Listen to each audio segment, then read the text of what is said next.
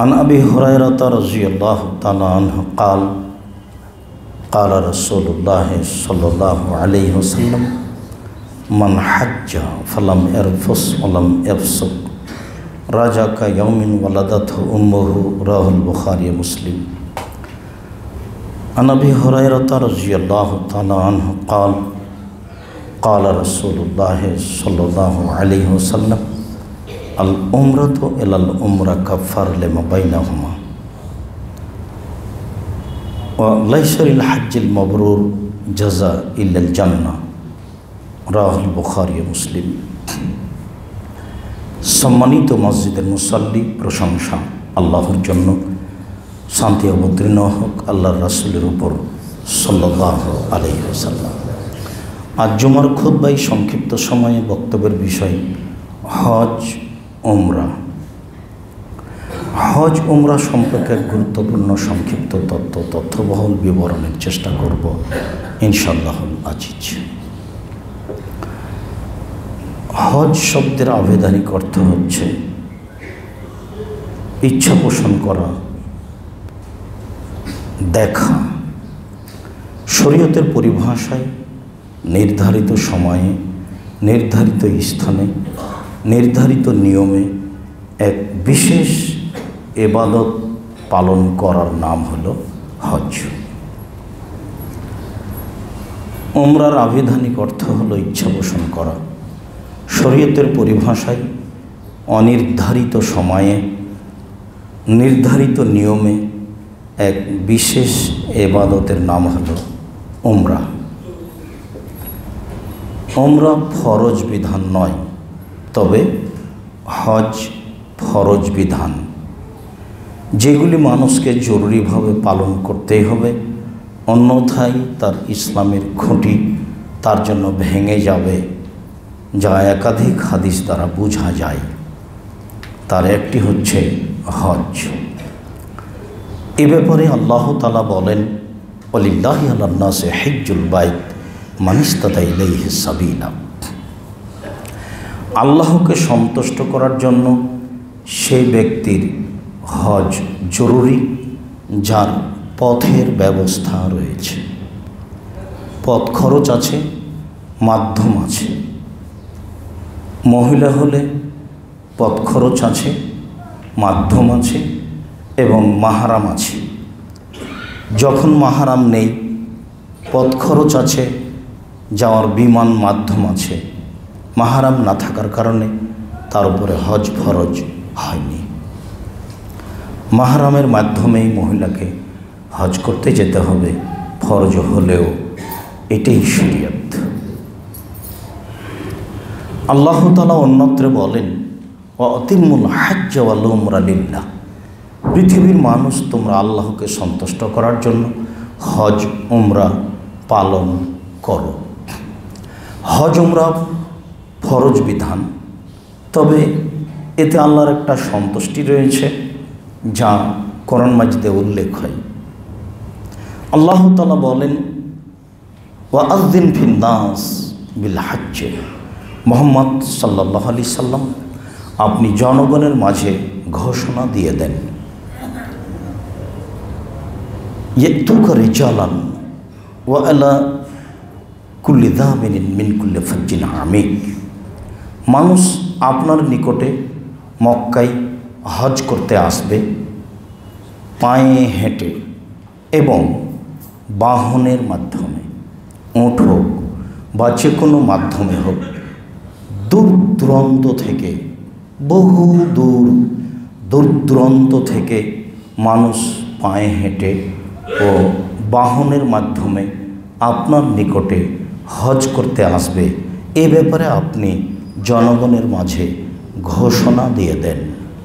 এই কথা আল্লাহ তাআলা আমাদের নবীকে বললেন। আয়াতগুলিতে প্রমাণ হয় হজ ফরজ।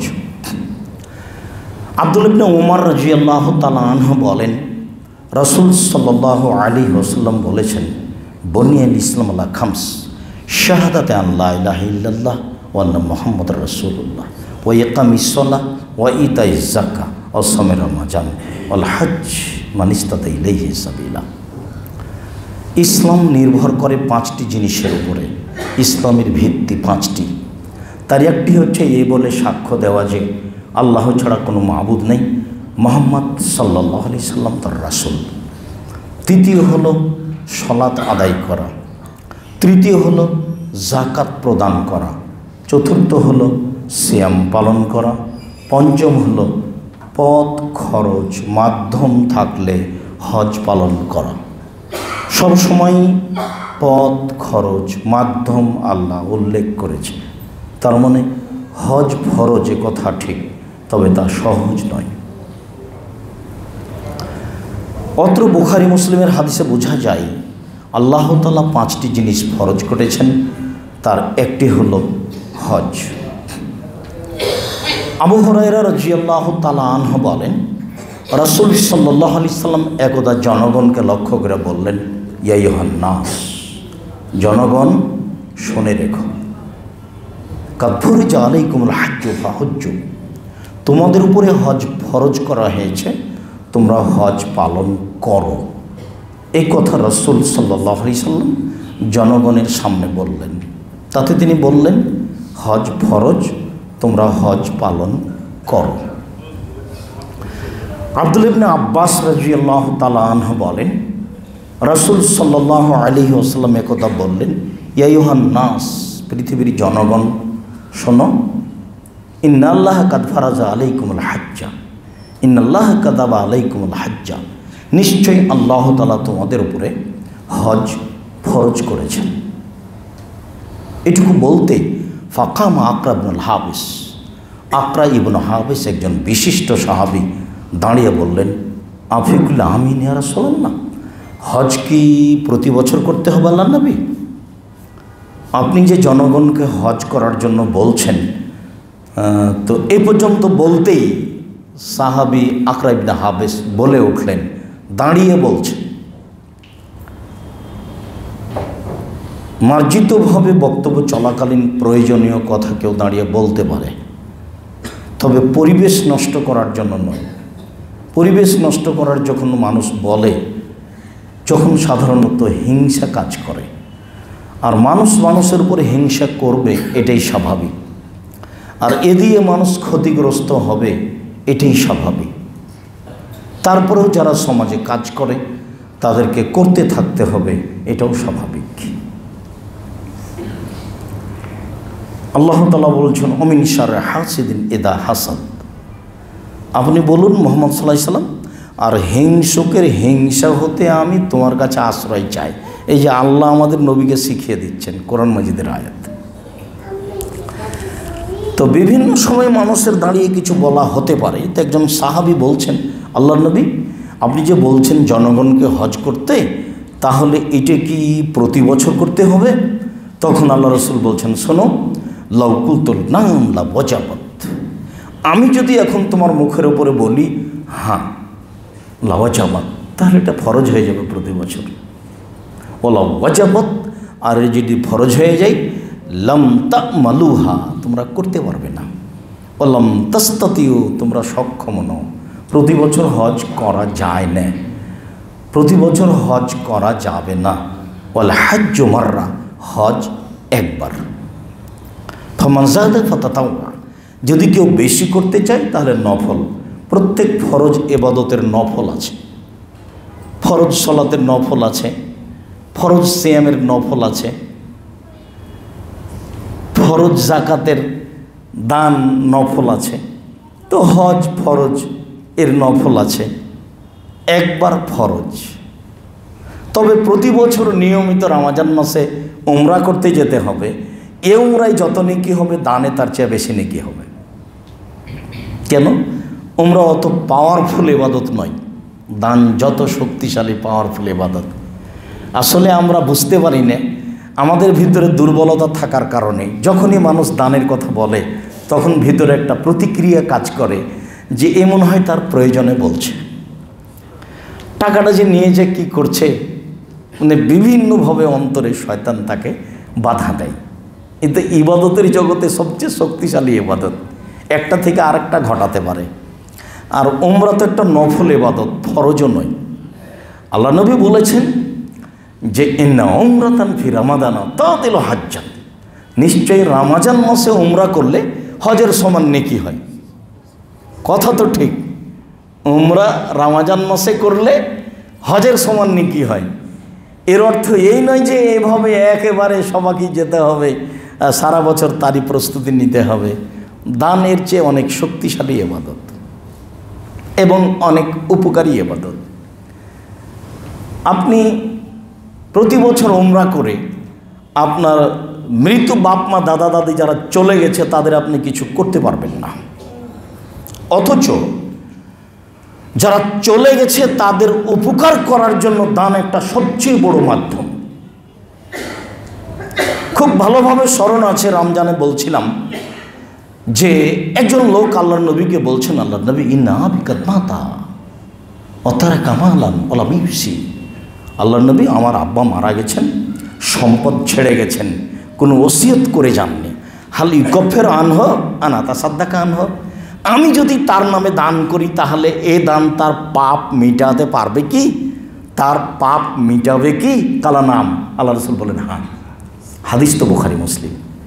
তখন আল্লাহ রসুল বললেন না যে তার ছোট পাপ মিটাবে, বড় পাপ মিটাবে, সাগিরা মিটাবে, কাবিরা মিটাবে, এ কথা বললেন না। বললেন যে তোমার দান দিয়ে তোমার বাপের পাপ মিটে যাবে, এ কথা বললেন। হাদিস তো বুখারী মুসলিম। তো এরকম কি উমরা যে আমি উমরা করলাম আমার বাপের পাপ মিটে গেল? আপনি উমরা করতে গিয়ে শুরু থেকে কত বেদাত করছেন তার কোনো হিসাব নেই। আর কাকে গালি গোলজার ক্ষমতার, এই ভালো হোটেল দিতে চেয়েছিল, জিদ্দে নামে 1 ঘন্টা দেরি হয়েছে, আপনি তাকে গালি দিয়ে রুটি খেয়ে নিলেন।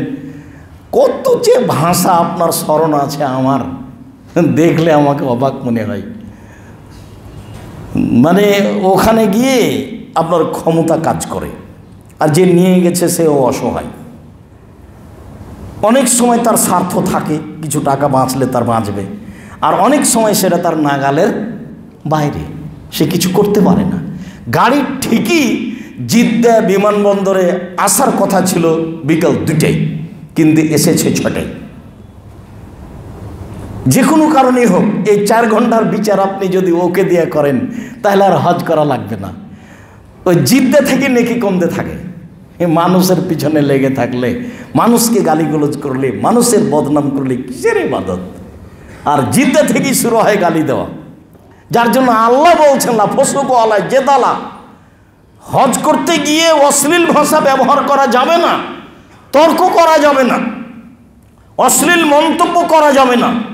নারী পুরুষ একাকার হয়ে তপ করছে, সারা দিন হাজারো নারীর গাও আপনার গায়ের সাথে লাগছে, আপনার কোনো প্রকার মন্তব্য হতে হবে না, এ কথা আল্লাহ বলছে। আর যারা নিয়ে গেছে কোনটার সাথে আপনার মিল খায়নি, না গাড়ি দিতে পেরেছে, না ভালো হোটেল দিতে পেরেছে, না থাকার জায়গা দিতে পেরেছে, না আরাফার মাঠ ভালো আছে, না মুজদাফা ভালো আছে, একটাও যে মিল খায়নি। টাকা যে অনেক নিয়েছে, সহ্য যে হয় না, ও কিছু না বললে আব্দুর রাজাক হিসেবে একটু যে ঠান্ডা হতে পারি না, ঠান্ডাও তো হওয়া লাগবে। মানে প্রতিপক্ষকে খুব শক্ত করে বলতে পারলে অন্তরটা কি হয়, একটু ঠান্ডা হয়। যাক বলেছি, মনটা ঠান্ডা করে বলেছি। এটা হলো বস্তির মহিলাদের কথা। বস্তির মহিলা যখন ঝগড়া লাগে আরেকজনের সাথে, তখনও মনে করে যে যত অশ্লীল কথা বলতে পারবো তত আমি জয়। দেখেন আপনি, ধারাবাহিক আসছে, তখন আপনাকে দেখাবো যে হজ ফরজ, এ কথা রাসূল সাল্লাল্লাহু আলাইহি ওয়াসাল্লাম বললেন। তিনি বললেন একবার ফরজ, বাকি নফল। আয়েশা রাদিয়াল্লাহু তাআলা আনহা বলেন, ইস্তাজানতু নবী সাল্লাল্লাহু আলাইহি ওয়াসাল্লাম আল জিহাদা, আল্লাহর নবীর কাছে আমি জিহাদের অনুমতি চাইলাম। আল্লাহর নবী, আমরা মহিলা মানুষ জিহাদে যেতে চাই। নারাল জিহাদা আফজাল আমাল, দেখছি জিহাদ সবচেয়ে উত্তম আমল। মহিলা মানুষ হলে কি হবে, সাহসের অভাব নেই। আয়েশা রাদিয়াল্লাহু তাআলা আনহা বলেন, আল্লাহর নবী, দেখি সবচেয়ে জিহাদ উত্তম আমল, আমরাও জিহাদে যেতে চাই। তখন আল্লাহ রসুল বলছেন, জিহাদুকুন্না হাজ্জুন মাবরুর, আরে তোমাদের জিহাদ হলো হজ, তোমাদের জিহাদ হলো হজ, তোমাদেরকে মাঠে পুরুষের সাথে জিহাদ করতে হবে না। এরপরেও মহিলারা পুরুষের সাথে যুদ্ধ করতে গিয়ে যারা যোদ্ধা তাদের সেবায় থেকেছেন, যারা ক্ষতিগ্রস্ত হয়েছে তাদের সেবায় থেকেছেন। একাধিক হাদিস। বলছিলাম হজ ফরজ, হজের ফজিলত। আবু হুরায়রা রাদিয়াল্লাহু তাআলা আনহু বলেন, রাসূল সাল্লাল্লাহু আলাইহি ওয়াসাল্লামকে জিজ্ঞাসা করা হলো, আইয়ুল আমালি আফজাল, ইবাদতের জগতে সবচেয়ে কোনটা উত্তম? ইবাদতের জগতে। তখন আল্লাহ রাসূল উত্তরে বলেন, ঈমানুন বিল্লাহি রাসূলিহি, আল্লাহ এবং তার রাসূলকে মেনে নেওয়া হলো সবচেয়ে উত্তম ইবাদত। মেনে নেওয়া তো খুব কঠিন। মেনে নেওয়া মানে আসসালামু আলাইকুম, দুই হাতের মুখামুখি হবে, তার নাম সালাম। এখন মেনে নেওয়া যদি হয় আসসালামু আলাইকুম, আবার যদি মেনে নেওয়া হয় আসসালামু আলাইকুম, আবার যদি মেনে নেওয়া হয় পায়ে, আবার যদি মেনে নেওয়া হয় নত হওয়া, তো সালাম তাহলে অনেক রকম হয়ে গেল। তাহলে কোনটা আসলে হলো? আসসালামু আলাইকুম, তারপর বুকে আসসালাম, তো মেনে নেওয়া কোনটা? আল্লাহকে এবং রাসূলকে মেনে নেওয়া হলো সবচেয়ে উত্তম আমল। কিলা সুম্মান, আল্লাহ রাসূল এরপরে সুম্মা মাদা, এরপরে কোনটা? তখন বললেন আল জিহাদু ফি সাবিলিল্লাহ, আল্লাহর পথে জিহাদ করা, এটা তো সবসময় উপরের আমল। কিলা সুম্মা মাজা, তারপরে বলেন, তখন আল্লাহ রাসূল বলেন হজ্জুন মাবরুর, কবুল হজ হচ্ছে তৃতীয় উত্তম আমল সিরিয়ালে। হাদিস বুখারী মুসলিম। আবু হুরায়রা রাদিয়াল্লাহু তাআলা আনহু বলেন, রাসূল সাল্লাল্লাহু আলাইহি ওয়াসাল্লাম বলেছেন, মান হাজ্জা লিল্লাহ, যে ব্যক্তি একমাত্র আল্লাহকে সন্তুষ্ট করার জন্য হজ করল, ফালাম এরফাস ওয়ালাম ইয়াফসুক, অশ্লীল কথা ও কর্মে জড়ালো না, ফাসেকি কথা ও কর্মে জড়ালো না, ফরাজা ইয়াউমিন কাল ওয়াদাত উম্মুহু, তাহলে হজ করে ফিরে আসলো সেই দিনের মতো হয়ে যেদিন তার মা তাকে জন্ম দিয়েছে, নিষ্পাপ হয়ে ফিরে আসলো। হাদিস তো বুখারী মুসলিম। কীভাবে বিচার করবেন? আপনার তো মন খারাপ হয়েছে ঢাকা বিমানবন্দরে, ঢাকাতেই তো বিমান দেওয়ার কথা ছিল বিকাল 3টায়, বসে থাকতে থাকতে বিমান পাওয়া গেছে 5টায়। 2 ঘন্টার জবাব কি দিবেন? আপনি তো মানুষ, রক্ত কাজ করছে, আবার দলীয় ক্ষমতা আছে, আবার টাকাও আছে। এগুলো কিন্তু সব বোকা বানানোর পথ, এগুলো সব বোকা বানানোর পথ। দলীয় ক্ষমতাও বোকা বানানোর পথ। কি মনে করে ও কয় টাকার মালিক? বিমান দেরিতে হইলে মানে সে কথা আগে বলতে পারে না, হিসাব পায় না, বেটা ফাইজলামি করে। কত কথা আছে, তার কোনো হিসাব নাই। আমি যেগুলো নকল করছি আমার চোখের সামনেকার ঘটনা নকল করছি। আমি দেখছি মুআল্লিমের চোখের পানি ঝরঝর ঝরঝর করে আমার চোখের সামনে ঝরছে। তা আমাকে বলছে যে আপনি যদি হজ কাফেলার ব্যবস্থা করেন খুব ভালো হবে। আল্লাহ মাফ করো তুমি, আমি এই কাজ জীবনে করবো না কোনোদিন। আমি সঠিকভাবে করতেও পারবো না, এই বদনামের বোঝা ঘাড়ে করতেও পারবো না। যেভাবে করি ফেরেশতা দিয়ে কথার কথা যদি জিবরাইল কাল থেকে করেন তবু আপনি এক পর্যায়ে ভালোবাসবেন না। মানে পরিবেশ তো অনেক সময় কন্ট্রোলে থাকে, অনেক সময় কন্ট্রোলে থাকে না, দুটার সমন্বয়। এখন আপনাকে তো আপনার মানবতা দিয়ে বিবেচনা করতে হবে। আপনি যদি আপনার মানবতা ছাড়াই বিবেচনা করেন তখন তার পরিবেশ ঠিক থাকবে না। ফালাম ইয়ারফুস ওয়ালাম ইয়াফসুক, অশ্লীল কথা ও কর্মে জড়ালো না, মুখের ভাষা খারাপ করলো না, দিন রাত নারীদের সাথে তওয়াব করছে, ইতিকাফ করছে, চলছে, কোনো সময় ভিতরে দুর্বলতা নিয়ে আসলো না, অশ্লীল কথাতে জড়ালো না, অশ্লীল কথা কর্মে, ফাঁসিকি কথা কর্মে জড়ালো না, কাউকে উপেক্ষা করে গালি দিল না, অপছন্দ কথা কর্ম প্রকাশ করলো না, তাহলে সে ফিরে আসবে সেই দিনের মতো হয়ে যেদিন তার মা তাকে জন্ম দিয়েছে। সে 2-1 দিন নাকি 42 দিন থাকবেন, 45 দিন থাকবেন। 1 ঘন্টা হলে যে খুব কষ্ট করে থেকে যে পার হয়ে যায়, যা হবে হবে, আল্লাহ ভরসা। 1 ঘন্টা নয় তো 40-42 দিন, কত পথ। জিদ্দা থেকে নিয়ে, ঢাকা থেকে নিয়ে জিদ্দা থেকে নিয়ে হোটেল থেকে নিয়ে আপনার মিনা থেকে নিয়ে আরাফা থেকে নিয়ে মুজদালিফা, মুজদালেফা থেকে আবার মিনা, মিনা থেকে আপনার কোথায় কুরবানি, আর কোথায় আপনার মাথা তেড়ে, কোথায় মাথা নেড়ে, কোথায় তপ, কোথায় সাই, আবার মিনায় ফিরে আসা, লম্বা সময় সহ্য করাও কঠিন, এবারে পাথর হয়ে যেতে হবে, তাছাড়া আপনি টিকতে পারবেন না। আবু হুরায়রা রাদিয়াল্লাহু তাআলা আনহু বলেন, রাসূল সাল্লাল্লাহু আলাইহি ওয়াসাল্লাম বলেছেন, আল উমরাতু ইলাল উমরাতি কাফারাতুল লিমা বাইনাহুমা। একবার উমরা করেছি, আর একবার করব, দুইটার মধ্যে যেটা পাপ আছে সেটা মিটে যাবে। ওয়ালাইসা লিল হাজ্জে জাযা ইল্লাল জান্নাহ, আর হজের প্রতিদানই হলো জান্নাত। হজের প্রতিদান জান্নাত। প্রতি বছর উমরা করতে হবে এ কথা নয়, আর এক সফরে একাধিক উমরা করতে হবে এটাও বিদআত। আপনার মিকাতের বাইরে গেলেও চলবে না, ভিতরে গেলেও চলবে না, এক সফরে একটাই উমরা, এটাই শরীয়ত।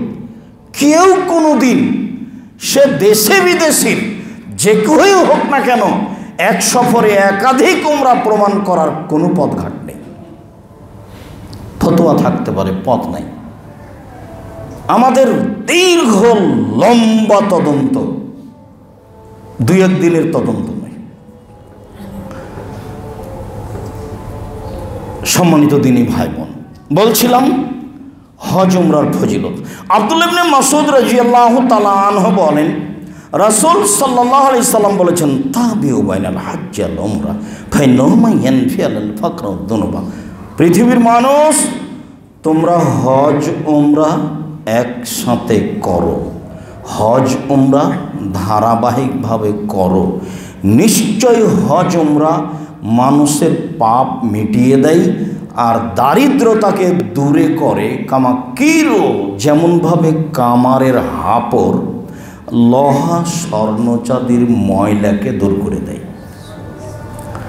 যেমনভাবে কর্মকারের কামারের হাপড় ওই আগুনে যেখানে বাতাস দেওয়া হচ্ছে হাপড়ের মাধ্যমে, ওখানে যদি লোহা দেন, যদি চাঁদি দেন, স্বর্ণ দেন, তো ওর ভিতরে যেটা ময়লা আছে সেটাও কী করে দেবে?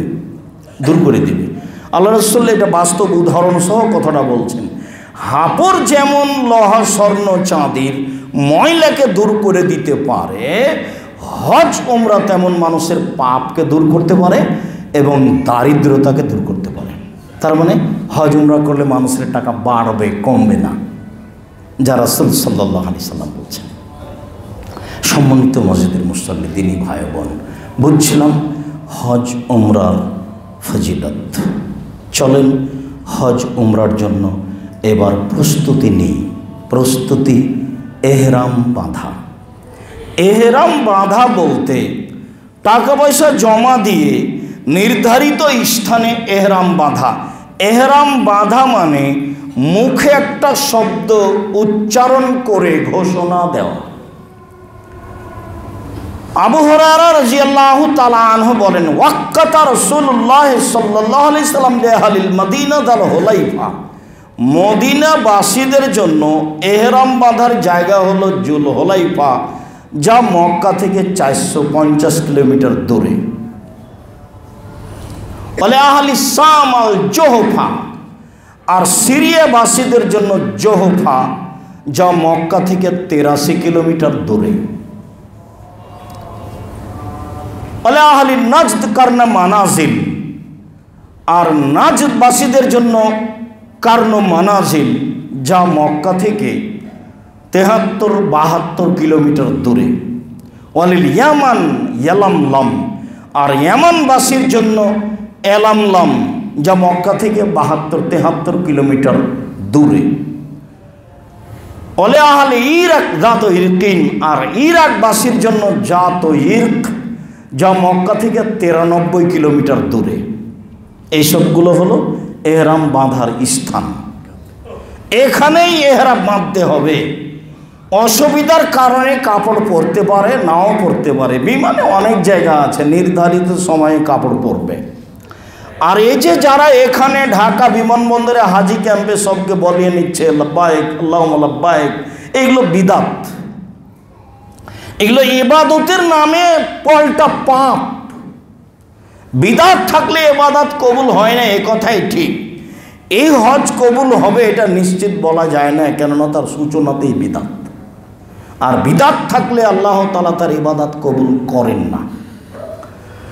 আপনি এহরামের পোশাক পরে, সিলাইবিহীন কাপড় পরে, মহিলাদের কাপড়ের কোনো হিসাব নেই, শুধুমাত্র পুরুষের জন্য হিসাব। সিলাইবিহীন কাপড় পরে, গেঞ্জি, লুঙ্গি, জাঙ্ঘি, প্যান্ট, শার্ট সব কিছু খুলে দিয়ে শুধুমাত্র দুইটা কাপড়, একটা পরনে একটা গায়ে, মাথা ঢাকা ছাড়াই এহরাম বাঁধলে নখ কাটা যায় না, চুল কাটা যায় না, আতর লাগানো যায় না, শিকার করা যায় না, বিবাহ করা যায় না, বিবাহে প্রস্তাব দেওয়া যায় না, আপনার মাথা ঢাকা যায় না, পুরুষের মাথাও ঢাকতে পাবে না, স্ত্রীর সাথে মিলন করা যায় না, বা মিলন সংক্রান্ত কোনো ভালোবাসামূলক কথা বলা যায় না। এহরাম খুব কঠিন জিনিস। তো এহরাম বাঁধা মানে কোনো কিছু বাঁধা নয়, নির্ধারিত স্থানে। বিমানের পক্ষ থেকে বলা হয়, যদি সৌদি এয়ারলাইন্স হয় তাহলে বলবে এহরাম এহরাম এহরাম, তখন আপনি বলবেন লাব্বাইক উমরাতান, উমরার জন্য আমি উপস্থিত, এই বলে আপনার এহরাম বাঁধা শুরু হলো। তারপর আপনি বলবেন লাব্বাইক আল্লাহুম্মা লাব্বাইক, লাব্বাইক লা শারিকা লাক, লাব্বাইক ইন্নাল হামদা ওয়া নি'মাতা লাক ওয়াল মুলক লা শারিকা লাক। আল্লাহ তোমার দরবারে উপস্থিত, আমি তোমার দরবারে উপস্থিত, প্রশংসা তোমার, অনুগ্রহ তোমার, রাজত্ব তোমার, কোনো শরীক নাই তোমার। লাব্বাইক আল্লাহুম্মা লাব্বাইক, লাব্বাইক লা শারিকা লাক, লাব্বাইক ইন্নাল হামদা ওয়া নি'মাতা লাক ওয়াল মুলক লা শারিকা লাক। এই হলো এহরাম, তালবিয়া দিয়ে শুরু হলো। খাল্লাদ ইবনে সায়েব তার পিতার দাদার মধ্যস্থতায়, তার দাদা থেকে বর্ণনা করেন। তার দাদা বলছেন যে আল্লাহর নবী বললেন, আতানি জিব্রাইল আমার কাছে আসলেন, আল্লাহ নবী বলছেন, ও আমারানি, আর আমাকে আদেশ করলেন, আন আমরা আসহাবি, আমি আমার সাহাবীদেরকে বলে দেব, আইয়ারফু আসওয়াতাহুম বিল ইহলাল আল তালবিয়া, তারা এহরাম বাঁধার সময় আর তালবিয়া পড়ার সময় চিৎকার করে বলবে লাব্বাইক আল্লাহুম্মা লাব্বাইক, লাব্বাইক লা শারিকা লাক, লাব্বাইক ইন্নাল হামদা ওয়া নি'মাতা লাক ওয়াল মুলক লা শারিকা লাক। সমস্বরে নয়, নিজের মতো। একজন আগে বলবে আর পাঁচজন তার সাথে বলবে, এগুলো নয়। হাজারো মানুষ যা করে, ব্যক্তিগতভাবে চিলিয়ে একবারে মাঠঘাট ফাটিয়ে দিতে হবে, এটাই ইবাদত।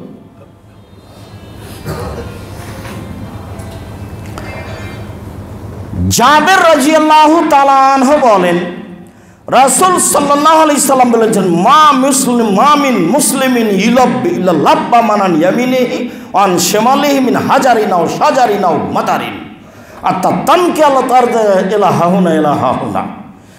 যখন কোনো মুসলিম পুরুষ নারী তালবিয়া পড়ে, তখন তার সাথে তার ডানে বামে গাছপালা, পশু প্রাণী, মাটি, যা কিছু আছে, পদার্থ, জড় পদার্থ, সব কিছু তার সাথে তালবিয়া পড়তে থাকে। একবারে পড়তে পড়তে পৃথিবীর শেষ প্রান্ত, মানে সারা পৃথিবী জুড়ে আপনার সাথে তালবিয়া সব কিছুই পড়ে।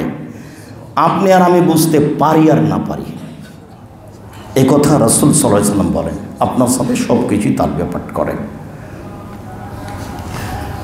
আবু হুরায়রা রাদিয়াল্লাহু তাআলা আনহু বলেন, রাসূল সাল্লাল্লাহু আলাইহি ওয়াসাল্লাম বলেছেন, মা আহাল্লা মুহিল্লিন কাত্ত ওয়ালা কাব্বারা মুকাব্বিরুন কাত্ত অবুশরা বিল জান্নাহ, অবুশরা বিল জান্নাহ কালা নাম। যখনই কোনো ব্যক্তি তালবিয়া পড়ে, যখনই কোনো ব্যক্তি এহরাম বেঁধে তালবিয়া শুরু করে বা তাকবীর পাঠ করে, তখনই তার জন্য জান্নাতের সুসংবাদ হয়ে যায়। আবু হুরায়রা রাদিয়াল্লাহু তাআলা আনহু বলেন, রাসূল সাল্লাল্লাহু আলাইহি ওয়াসাল্লাম বলেছেন, মা কাব্বারা আও আহাল্লা ইল্লা আবাতি শামসু বিজুনুবিহি, যখন কোনো মানুষ তালবিয়া পড়ে, লাব্বাইক আল্লাহুম্মা লাব্বাইক লাব্বাইক লা শারীকা লাক লাব্বাইক ইন্নাল হামদা ওয়া নি'মাতা লাক ওয়াল মুলক লা শারীকা লাক, ও যখন পড়ে সেই দিন সূর্য তার সব পাপকে নিয়ে ডুবে। আপনি যেদিন তালবিয়া শুরু করেন সেই দিন সূর্য আপনার যত পাপ আছে সবকে নিয়ে সূর্য ডুবে। আপনার পাপ আছে তখন সূর্য আছে এ কথা নয়, যা রাসূল সাল্লাল্লাহু আলাইহি ওয়াসাল্লাম বলেন। আবু বকর সিদ্দিক রাদিয়াল্লাহু তাআলা আনহু বলেন, সুইলা রাসূলুল্লাহ সাল্লাল্লাহু আলাইহি ওয়াসাল্লাম আইয়ুল হজ্জ আফজাল, আল্লাহ রাসূলকে জিজ্ঞাসা করা হয়েছিল সবচেয়ে উত্তম হজ কোনটি? তখন আল্লাহ রাসূল বলেন, আল হাজ্জু ওয়াস সাজ্জু, যাতে বেশি তালবিয়া আছে, যাতে বেশি কুরবানি আছে। টাকা পয়সা আছে মাত্র একটা কুরবানি দেন কেন, 2,500 দিয়ে দেবেন, 2,10টা 50টা দিয়ে দেবেন। আল্লাহ রাসূল 100টি কুরবানি দিয়েছিলেন বিদায় হজে, 63টি উট নিজে হাতে জবাই করেছিলেন, 63টা, বাকি 37টা জবাই করতে বলেছিলেন আলী রাদিয়াল্লাহু তাআলা আনহুকে। যে যত কুরবানি করবে তার হজ তত উত্তম, যে যত তালবিয়া বেশি পড়বে তার হজ তত উত্তম। আল্লাহ রাসূল বললেন, ইন্নাহা মিন শিয়ারিল হজ্জে, তালবিয়া হচ্ছে হজের প্রতীক, তালবিয়া হচ্ছে হজের চিহ্ন। অতএব বেশি তালবিয়া পড়তে হবে। এহরাম বাঁধার পদ্ধতি, এহরাম কিছু না, এহরামের আগে 2 রাকাত সালাত আদায় করতে হবে এ কথা নয়, এহরামের আগে গোসল করতে হবে এমন জরুরি কিছু নয়। এহরাম হলো এইভাবে, লাব্বাইক উমরাতান, যখন আপনি যাবেন এলামলামে, ভারত বাংলাদেশ পাকিস্তানের লোকের জন্য, তখন বিমানটা জিদ্দায় নামার আনুমানিক 15 মিনিট আগে বলবেন লাব্বাইক উমরাতান, উমরার জন্য উপস্থিত, তারপর তালবিয়া চলবে চলবে চলবে চলবে। যখন আপনি উমরার জন্য তওয়াফ শুরু করলেন হাজরে আসওয়াদে, যখন আপনি বলবেন আল্লাহু আকবার, বা প্রথমের জন্য বিসমিল্লাহ আল্লাহু আকবার, তখন আপনার তালবিয়া বন্ধ করে এবার তওয়াফ শুরু হলো। তার আগা পর্যন্ত রাস্তায়, বাসে, হোটেলে খাওয়া পড়া দিন রাত একই রকম চলবে। গল্পে জড়ায় কোনো লাভ নাই, এর সাথে কথা বলে কোনো লাভ নাই, আরেকজনের উপরে মন্তব্য করে লাভ নাই, অহেতুক মন্তব্যের ফলাফল কিছু আসবে না। দেশে ফিরলে তার উপরে দাঁত তুলে নেবেন, টাকাটা ফেরত দেবেন, এমনটাও হতে পারে। ফলাফল কিছু না, এটা মনে রাখতে হবে। বলতে হবে যা ছিল তাকদির, হোটেল খারাপ হোক আর পায়খানা উপরে থাক তাতে আসে যায় না। বাস বিশ্বাস করে নিয়ে কাজ করবেন, কাজ সহজ হবে। আল্লাহ তুমি সহজ কর, আল্লাহ আমিন। আল্লাহুম্মা সাল্লি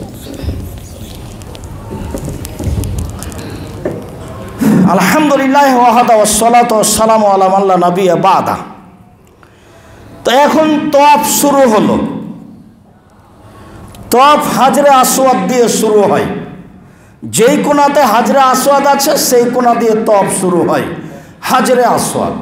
আব্দুল্লাহ ইবনে আব্বাস রাদিয়াল্লাহু তাআলা আনহু বলেন, রাসূল সাল্লাল্লাহু আলাইহি ওয়াসাল্লাম বলেছেন কালো পাথরের ব্যাপারে, লা ইয়াবআসাহুল্লাহু ইয়াউমাল কিয়ামা, লা ইয়াবআসাহুল্লাহু তাআলা ইয়াউমাল কিয়ামা, বিচারের মাঠে আল্লাহ কালো পাথরকে মাঠে পাঠাবেন, বিচারের মাঠে। আল্লাহু আইনা, তখন কালো পাথরের 2টা চক্ষু হবে, এবসরু বিহিমা, চক্ষু দিয়েও মানুষকে দেখতে পাবে। আল্লাহু লিসানুন ইয়ানতিকু বিহি, কালো পাথরের একটা জিহ্বা হবে, যে মানুষের সাথে কথা বলবে। ইয়াসাদু মান ইসতালামু বিহাক্কিন, যে বৈধ পয়সায় হজ করেছে তার পক্ষে কথা বলবে। আল্লাহকে বলবে ওকে জান্নাতে দিতে হবে। যারা বিচারের মাঠে পক্ষে কথা বলবে তার একটা কালো পাথর। এই জন্য মানুষ বাপের জমি বিক্রি করে হজ করতে যেতে চায়, কথা ঠিকই আছে। চাকরি করা টাকার উপরে তার ভরসা হয় না, পেনশন পাওয়া টাকার উপরে ভরসা নেই, খালি দ্বন্দ্ব ধাক্কা খায়, খালি অন্তর থাকে কী যে হবে কী যে হলো। কথাও ঠিক, আমিও যেটা আপনি যেটা ভাবেন সেটাই ঠিক, কী যে হবে আসলে কেমন যে টাকা, এটাই বাপের জমি বিক্রি করে যান, ওগুলো পৈতৃক সম্পত্তি, ওটা বেশি ভালো আছে আপনার জানা অনুপাতে, সেটাই হজ ভালো হবে। কেন? বৈধ টাকা না হলে পাথর আপনার পক্ষে কথা বলবে না। আব্দুল্লাহ ইবনে আব্বাস রাদিয়াল্লাহু তাআলা আনহু বলেন, রাসূল সাল্লাল্লাহু আলাইহি সাল্লাম বলেছেন, নাজালাল হাজরুল আসওয়াদু মিনাল জান্নাহ, কালো পাথরটি জান্নাত থেকে এসেছে। ফাসাওয়াদাতহু খাতায়া বানি আদম, আদম সন্তানের পাপ একে কালো করেছে। আদম সন্তান চুমা দিয়ে দিয়ে দিয়ে দিয়ে ওকে কালো করেছে। ওর নামটাই পড়ে গেছে কালো পাথর। ও ছিল দুধের চেয়ে সাদা, এ কথা মুহাম্মদ সাল্লাল্লাহু আলাইহি সাল্লাম বলেন। কালো পাথর দিয়ে তপ শুরু, হাজরা আসওয়াদ দিয়ে তপ শুরু। সেই কোনো একটা সবুজ বাতি আছে, যেমন 12টা 57 বাজছে, ওই সবুজ দেখা যাচ্ছে, এরকম দেখলেই কোনাতে গেলেই বিসমিল্লাহ আল্লাহু আকবার। চুমা দেওয়া কঠিন আছে, ওই হিসাব থাক, বিসমিল্লাহ আল্লাহু আকবার, এরপরে আল্লাহু আকবার। এবার শুরু হলো। এখন আপনাকে বিশেষ কিছু দিয়ে শুরু করতে হবে এ কথা নেই, তাকবীর এখন নেই। আগে হামদ পড়েন, তারপর তার সালাত রাসূল প্রতি দুরূদ পড়েন, তারপর ক্ষমা চান। ক্ষমা চাইতে চাইতে চাইতে নিজের মতো বলতে বলতে যখন রুকনে ইয়ামানিতে আসবেন, অর্থাৎ কালো পাথরের আগের কোনায়, তখন আপনাকে বলতে হবে খাস দোয়া, রব্বানা আতিনা ফিদ দুনিয়া হাসানাতাও ওয়া ফিল আখিরাতি হাসানাতাও ওয়া কিনা আযাবান নার। হে আল্লাহ, তুমি আমাকে ইহকালে পরকালে কল্যাণ দাও, আর তুমি আমাকে জাহান্নাম থেকে বাঁচাও, যতবার পারবেন। উবাইদ ইবনে উমাইর রাদিয়াল্লাহু তাআলা আনহু বলেন, আন্না আব্দুল্লাহ ইবনে উমর ইজাহিম আলার রুকনাইনে মা রাআইতু আহাদান মিন আসহাবিহি ইজাহিম আলাইহি। আমি আব্দুল্লাহ ইবনে উমরকে কালো পাথরের ওখানে রুকনে, 2 রুকনে খুব ভিড় করতে দেখেছি। আব্দুল্লাহ ইবনে উমর মানুষকে ঠেলে গিয়ে ওই কালো পাথরে চুমা দিত, তার আগের ওই অংশে হাত লাগাতো, ছুঁইত। তখন আব্দুল্লাহ ইবনে উমর বলছেন, এই শোনো, আমি যদি ভিড় করে এই কাজটা করি তো শোনো, সামি'তু রাসূলুল্লাহ সাল্লাল্লাহু আলাইহি সাল্লাম, আমি আল্লাহ রাসূলকে বলতে শুনেছি, ইন্না মাসাহুমা কাফফারাতুল লিল খাতায়া, এই 2টাকে চুমা দিতে পারলে পাপ মিটে যাবে। এই জন্যই তো আমি ভিড় করে যাই ওখানে। তো কালো পাথরে তো চুমা দেওয়া যাবে না, আল্লাহু আকবার বললেই হয়ে গেল। আর এই কোনা চেষ্টা করলে আপনি হাত লাগাতে পারবেন, এখানে চুমা নয়, এইটার বিনিময় হলো পাপ মিটে যাবে। তারপরে বলছেন, শোনেন, অসামি তো আল্লাহ রসুলকে বলতে শুনেছি, আল্লাহ রসুল বলছিলেন, মান তফা বেহাজাল বাইত উসবুআন ফাহসাহু, কেউ যদি গুনে গুনে 7 বার তপ করে ঠিকঠাক করে, তাহলে গোলাম আজাদের সমান নেকি পাবে। শোনেন, আমি আল্লাহ রসুলকে বলতে শুনেছি, মানে মানুষে বলছে আপনি এত ভিড় করেন কেন? তখন বল, শোনেন, আমি আল্লাহ রসুলকে বলতে শুনেছি, লায়াদো কাদামান অলায়ার ফখরা ইল্লা হাত্তাল্লাহু আনহু বিহা খাতিয়াতান, যতবার পা উঠায় আর নামায়, উঠালে 1 পাপ মিটে যায়, নামালে 1 পাপ মিটে যায়। আর একটা নেকি লিখা হয় উঠাতে, আর একটা নেকি লিখা হয় নামাতে। দিন রাত তপ করবেন, উমরা করতে যাবেন না একবারের বেশি। তানিমে গিয়ে কেউ যেন 1000 বার উমরা না করে, কেউ কারো নামে তপ করতে পাবে না, কেউ কারো নামে উমরা করতে পাবে না। উমরা করার জন্য মরা মানুষের নামে করলে ভিন্নভাবে বাড়ি থেকে বের হতে হবে। দিন রাত তপ করবেন, এটা সবচেয়ে গুরুত্বপূর্ণ জিনিস। আবু হুরায়রা রাদিয়াল্লাহু তাআলা আনহু বলেন, রাসূল সাল্লাল্লাহু আলাইহি সাল্লাম বলেছেন, ইয়া আবদে বানি মানাফ লা তামনু আহাদান তাওফা বিহাযাল বাইত ওয়া সাল্লা আইয়াতে সাতিন শামিন লাইলিন নাহারিন। এই কুরাইশ বংশ শুনে রেখো, কোনো মানুষকে 24 ঘন্টা তপ করতে নিষেধ করবা না। কোনো মানুষকে 24 ঘন্টা সালাত আদায় করতে নিষেধ করবা না। পৃথিবীতে একটাই জায়গা, সেটা কাবা ঘর, যেখানে 24 ঘন্টা সালাত চলবে। পৃথিবীতে একটাই জায়গা যেখানে 24 ঘন্টা তপ চলবে, সেটা হলো কাবা ঘর। গেলে কোরআন মাজিদ পড়ছেন আপনি, পড়েন, ভালো কথা, কিন্তু কোরআন মাজিদে তো অক্ষর প্রতি 10 নেকি, কাবা ঘরের ভিতরে ঢুকে পড়লে 10 নেকি, বাইরে পড়লে 10 নেকি, জঙ্গলে পড়লে 10 নেকি। পড়া ভালো, কিন্তু আপনার শক্তিতে কুলালে আপনি দিন রাত তপ করেন, সবচেয়ে ভালো কাজ। পা উঠালে পাপ মিটে যাবে, পা নামালে পাপ মিটে যাবে। পা উঠালে নেকি লিখা হবে, নামালে নেকি লিখা হবে। ঘুরবেন, 2 রাকাত সালাত, 7 বার 2 রাকাত সালাত, 7 বার 2 রাকাত সালাত। জোয়ান মানুষ গেছেন, এত ব্যস্ত থাকেন এখানে গল্প নিয়ে, বাস খালি গোসল পেশাব পায়খানা, 24 ঘন্টা কাবা ঘরের সাথে থাকবেন, এই জন্যই তো গেছেন। সম্মানিত দিনী ভাই বোন, এরপরে চলেন তওয়াফ হয়ে গেল, 2 রাকাত সালাত যে কোনো স্থানে পড়তে পারেন, মাকামে ইব্রাহিমে পড়তে হবে এ কথা নয়। এরপরে হলো আপনার জমজমের পানি, সাই করতে যাবেন, তো সাই করার আগে একটু জমজমের পানি পান করে নেন, তারপরে সাই জমজমের পানি।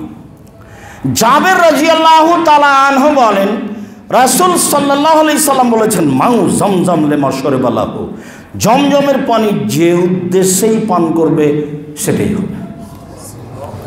তো মুআবিয়া রাদিয়াল্লাহু তাআলা বলছেন, আমি হজ করতে এসে জমজমের পানি পান করছি এই উদ্দেশ্যে যেন বিচারের মাঠে আমাকে পিপাসা না লাগে।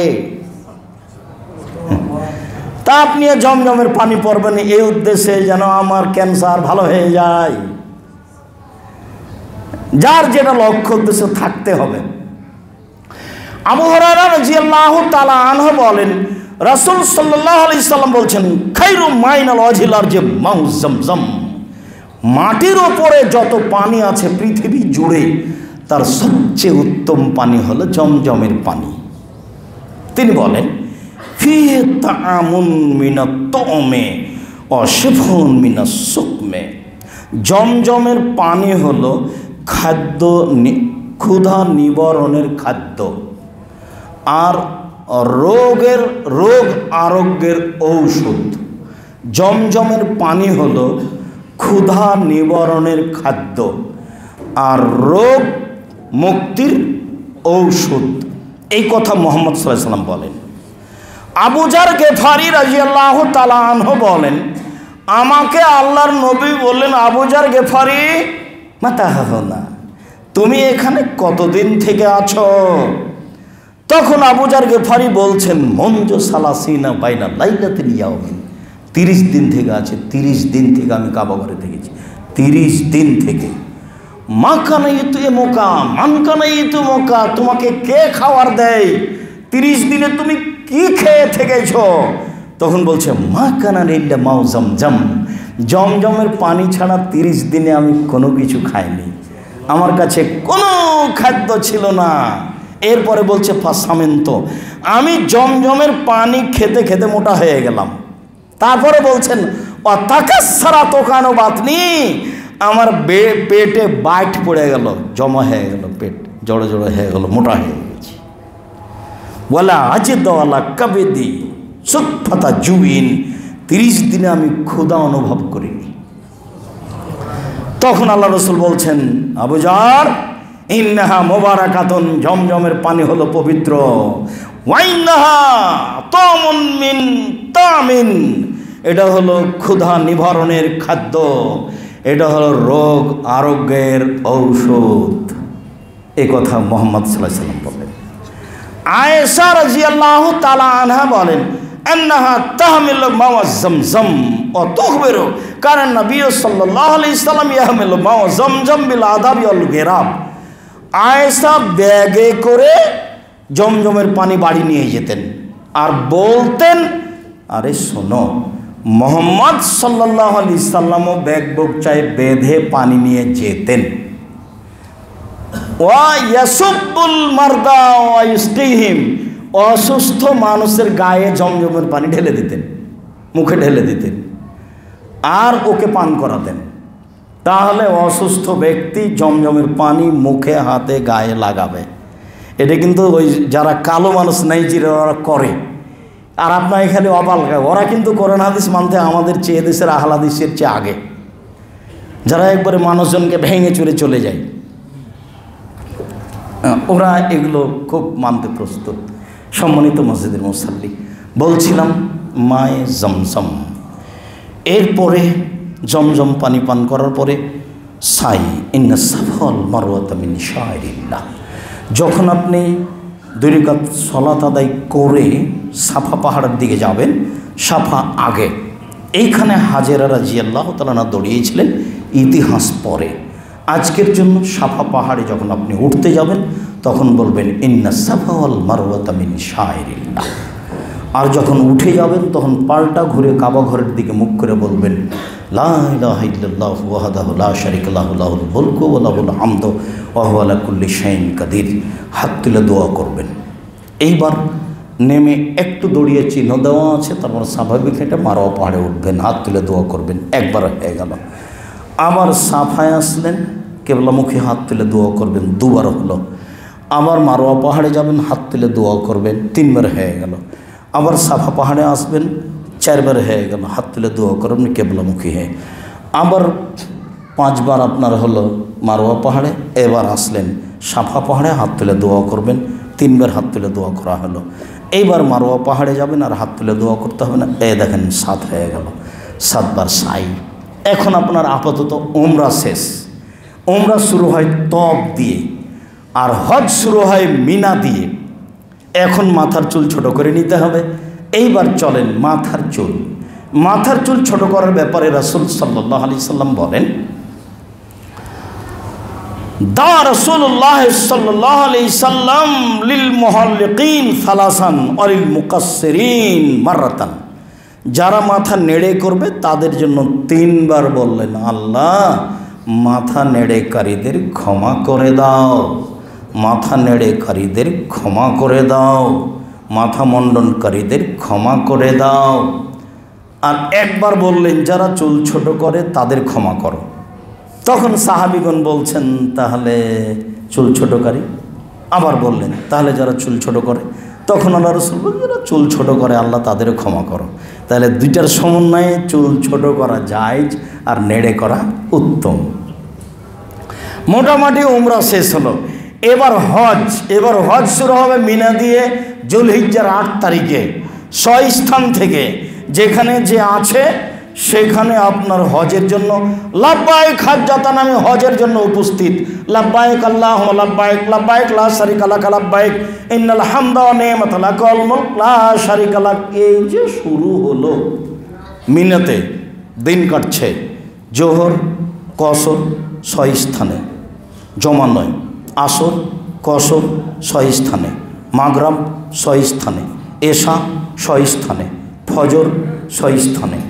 ফজর পড়ার পরে আপনার স্থান ত্যাগ করতে হবে, মিনা ত্যাগ করতে হবে। আজকে 8 তারিখ চলছে, 9 তারিখের রাত। এটা 9 তারিখ সকালে আরাফার মাঠে যেতে হবে।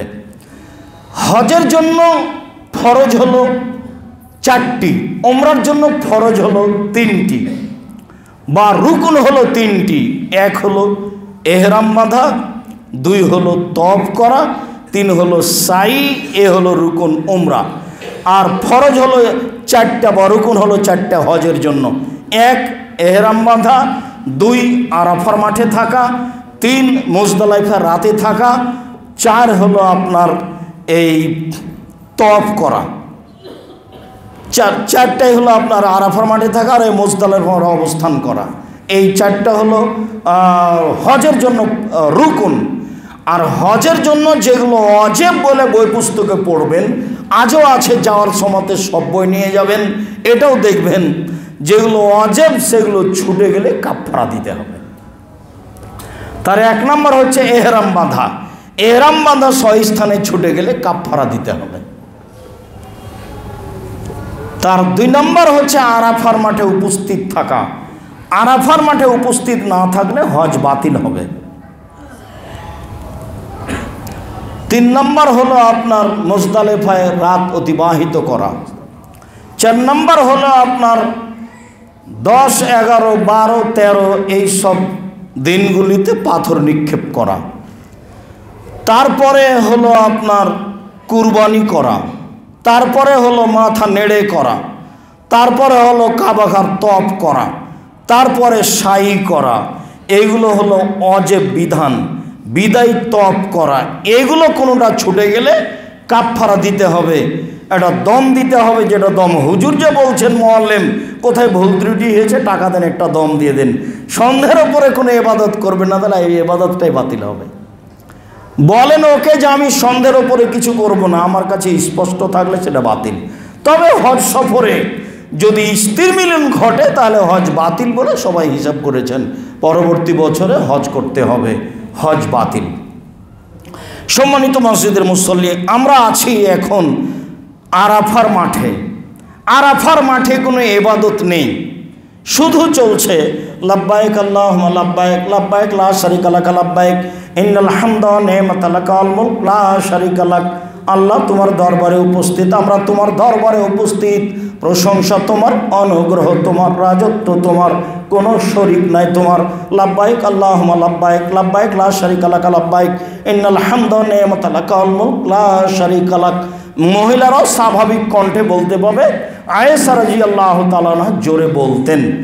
সূর্য ডুবা পর্যন্ত থাকতে হবে আরাফার মাঠে। সূর্য ডুবার আগে আরাফার মাঠ ত্যাগ করলে কাফারা দিতে হবে। সূর্য ডুবার পরে মুজদালিফায় যেতে হবে। পায়ে হেঁটে যাওয়া ভালো গাড়ির চেয়ে। মুজদালিফায় গিয়ে তেমন কোনো ইবাদত করতে হবে না।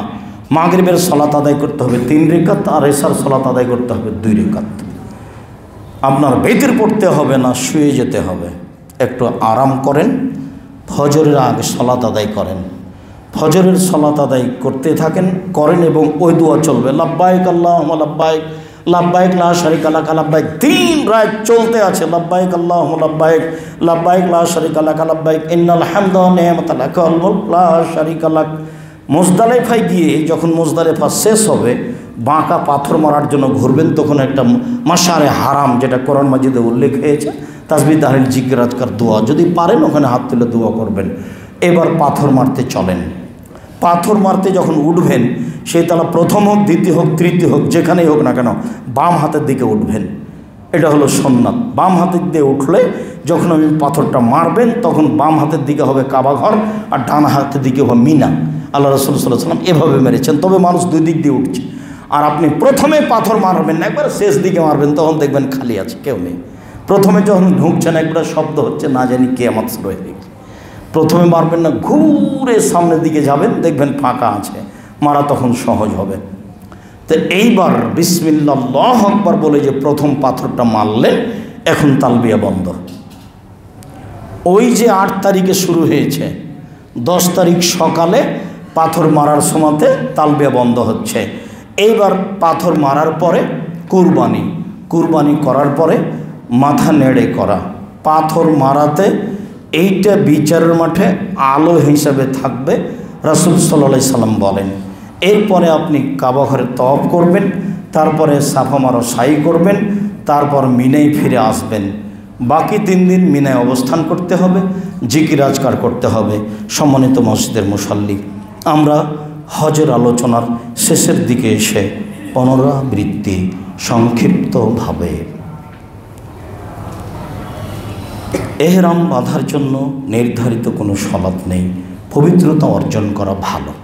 যদি মনে করে আমি একটু গোসল করে নিই, অজু করে নিই, ভালো, গোসল করে নেবে, অজু করে নেবে, তারপরে বলবে কাপড় চোপড় পরে নিয়ে বসে থাকবে। সবাই যদি বিমানে লাব্বাইক বলে, আপনি লাব্বাইক বলবেন না, আপনি একাই থাকবেন। আপনি যখন বৈমানিকের পক্ষ থেকে বলা হবে, আপনি বুঝতে পারবেন যে এখন জিদ্দায় বিমান নামতে যাচ্ছে, তখন আপনি বলবেন লাব্বাইক উমরাতান দিয়ে শুরু হবে।